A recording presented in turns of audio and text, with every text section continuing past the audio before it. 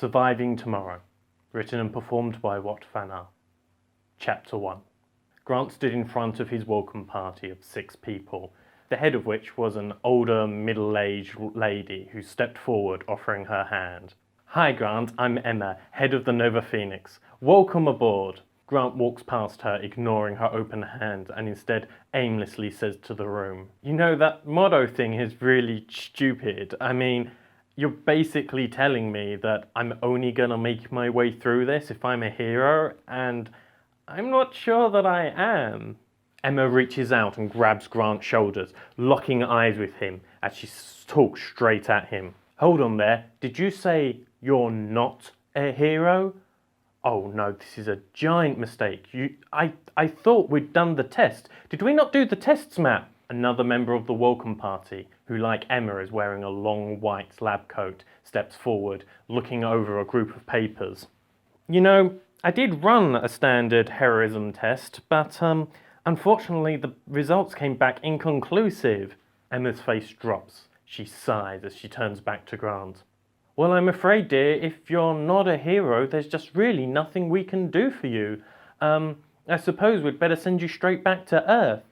She remaneuvers Grant so he now faces the shuttle he's just come from, her arm around his shoulders. She walks him back to the door. Then she stops. "Oh, hang on a sec, you know what I've just remembered, Grant? It turns out that was written by a politician and has nothing to do with general psychology. It looks like you're stuck with us." Grant can't help but crack a smile, having been well and truly outplayed on this one. "Anyway, dear, it will sound a lot better when you're going home and we're calling you a hero. So, if you just want to whip the spacesuit off and head over to Marcy, he's just going to run a few security checks on you." The other 2 people wearing white came over and helped Grant off with his spacesuit. These 2, however, did not have lab coats, merely just white tracksuits and black t-shirts. The older man introduced himself as Marcy. The younger girl, with vibrant red hair, introduced herself as Chloe. As Marcy and Chloe fiddled with buckles, Chloe started up the conversation again. "So if you were trying to make a test for heroism, where is heroism found? Is it in your DNA or is it in your blood?" A dark-haired lady standing next to the round guy from earlier chirps back. "You know, I'm pretty confident that heroism is a psychological state, so you'd need a brain scan for that." Grant decided to join in the tomfoolery. "Well, so long as it's not a stool sample, I don't think there should be a problem." Everyone looked at him puzzled, his joke falling totally flat. "And why is that?" questioned Chloe. Grant's cheeks turning slightly red, ashamed of the fact that he had to explain his own joke. "Oh, because, you know, like, you get scared shitless, so you wouldn't be able to take a proper stool sample." As Chloe finishes removing his last piece of spacesuit, she chuckles at him and without missing a beat, chimes in. "So you're telling me you're a hero just because you're full of shit?" There are chuckles around the room, and Grant is frankly thankful when Marty takes him to a side so he can scan him properly for contraband. "He's all clean, Doctor," Marty reports to Emma as he pats Grant on the back. "Well, that's just excellent. The rest of us are going to get the supplies off of the shuttle that you came in on, so Josh and Jessica are going to show you around the place, and as soon as your luggage has been fully searched, we will send that to your room with you. Other than that, we'll have a group session just before dinner, and I'll see you then." Grant slowly shuffled over to the dark-haired girl who was evidently Jessica, and the larger lad who was evidently Josh. At this point, it's worth noting that the Nova Phoenix has a dress code. Not for any psychological reasons or because it helps group bonding, but just because in space, when you have recycled air, smells spread quite quickly. This means that things needed to be laundered promptly and often. The first patients of the Nova Phoenix got to come dressed in whatever they wanted to, and not all of their clothes survived the laundry process. After being sued several times for damaging unique items and garments, they soon decided that the best way to do this was for everyone to wear clothes made by the Nova Phoenix. The staff always wore white, tracksuits for the nurses, and lab coats for the doctors. The patients got their choice of colour and a limited selection of garment styles. Jessica, for example, was wearing a red shirt and black trousers. Josh, on the other hand, wore a bright pink t-shirt and a bright pink tracksuit, which together with his bubbly personality rather reminded Grant of someone blowing a bubble gum. "Oh, hey Grant, I'm Josh. Oh, I just know we're going to be best friends," yelled Josh as he bounded into Grant and threw his arms around the stranger. Jessica cocked an eyebrow. "Oh, I see. I just get pushed to the side like that, Josh. I thought we had something." Josh releases Grant and turns to Jessica, a look of pure dread on his face. "Oh, no, I didn't mean anything by it. I mean, I didn't realise that you considered me, like, best friends, or, like, not that I have a problem with that. I mean, I really just..." Jessica cuts him off. "I'm only messing with you." Josh looks down at his feet a little sheepish before looking back up again and asking, "Were you joking about being hurt or joking about being my best friend?" Jessica just smiles and says, "Yes," before showing Grant around to the rest of the ship. Being shown round the Nova Phoenix by Josh was a bit like being taken round a 5-year-old's house. Every little thing had a story to go with it, whether it was the toilet where he scraped his knee or the kitchen telling of the wonderful food prepared by Marcy. You know, Marcy used to be a cleaner before he came to work at the Nova Phoenix. Can you believe that? Isn't that interesting?" said Josh as he was presenting yet another one of these fun facts. "Yeah, sure," said a sceptical Grant. "Oh, I see, so you've had a friend who's a cleaner before then," replied Josh downhearted. Grant sort of chuckled before replying, "No, I can't say I've ever had a friend who was also a professional cleaner." Josh's mood improves immediately. "Well, there you go then." Grant sighs, perplexed by the boundless optimism of his new, self-proclaimed best friend. "So, who else is on the ship?" asks Grant. "There's Anna, the engineer, and then there's Kit, the night guard," says Josh, listing them off on his fingers. "Then there's Sandhill, he's around somewhere, and Olivia, she's normally working."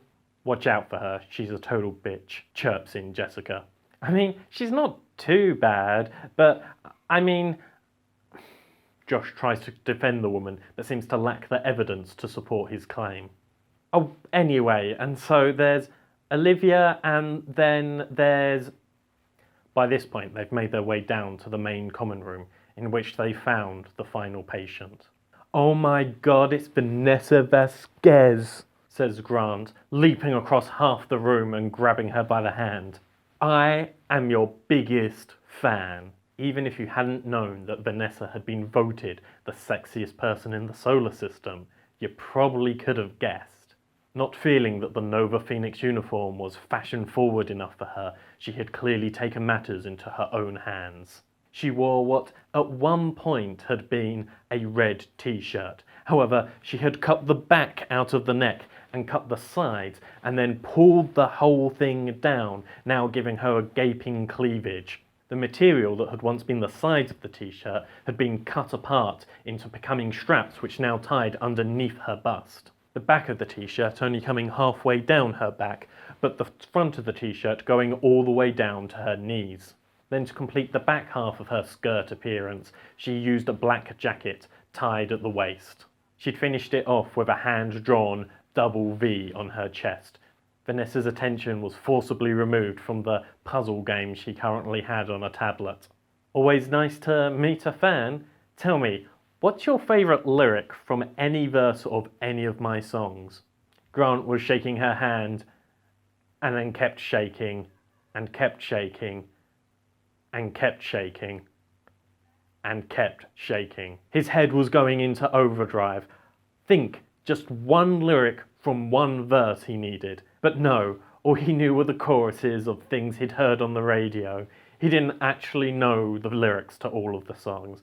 He wasn't so much a fan of her work, so much as he was a fan of her physical body.